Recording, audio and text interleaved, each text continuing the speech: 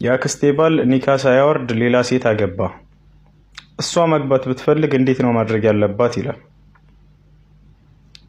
ይህን በተመለከተ በርካታ ህዝባችን ስህተት ላይ ስለሚወድቅ ይህን ነገር በደንብ እንድትሰሙኝና ለማያውቁ ሰዎች እንድታስተምሩ ትፈልጋለሁኝ።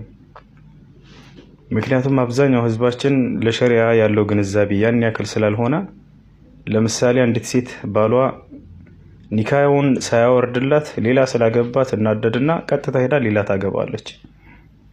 ባትናደድም ራሱ ምን ማድረግ እንዳለባት አታውቅም። የሱን ኒካ ይዛ ሳይፈታት ሌላ ባል ሄዳ ታገባለች። እና ይሄን ነገር በደንብ ስሙኝና ለእናንተ ማወቁት ላልሰሙትም አድርሷቸው። ስለ ሸሪዓቸው ምን ማድረግ እንዳለባቸው የዚህ አይነት ነገር ሲያጋጥማቸው ያውቁ ዘንድ አስተምሯቸው። በመጀመሪያ ባልሽ መፍታት አለበት ሌላ ማግባት ከፈለግሽ ማለት ነው።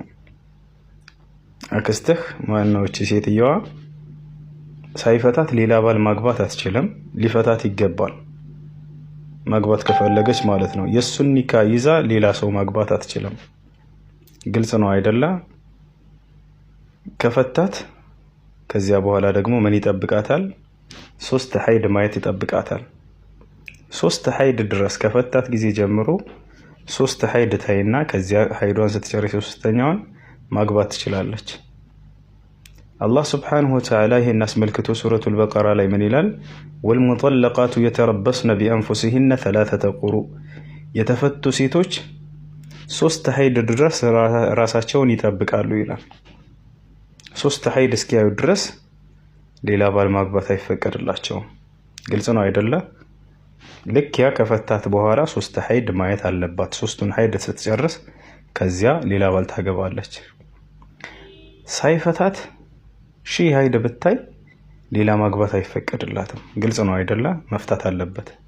ኒካው ያለ ሌላ አታገባም። አልፈታም ካለ ደግሞ በአካባቢዋ ወደሚገኝ ሸሪዓዊ ፍርድ ቤት ትሄድና የሰው አሳማኝ ምክንያት ኑሮኝ እንዲፈታኝ ስጠይቀው አልፈታም አለኝ፣ ስለዚህ ኒካዬ እንዲወርድልኝ ፈልጋለሁ ትበላቸው። በሸሪዓ ፍርድ ቤት አማካኝነት ኒካው ይወርዳል። ይህ የኒካ አወራረድ ሁለተኛው አይነት ነው። ባል አልፈታም ካለ ሸሪዓ ፍርድ ቤት ይፈታላታል። ከተፈታችበት ጊዜ ጀምሮ 3 ሀይድ ትቆጥርና ከ3ቱ ሀይድ በኋላ ሌላ ባል ማግባት ትችላለች ማለት ነው። ሰላም አለይኩም ወራህመቱላሂ ወበረካቱ።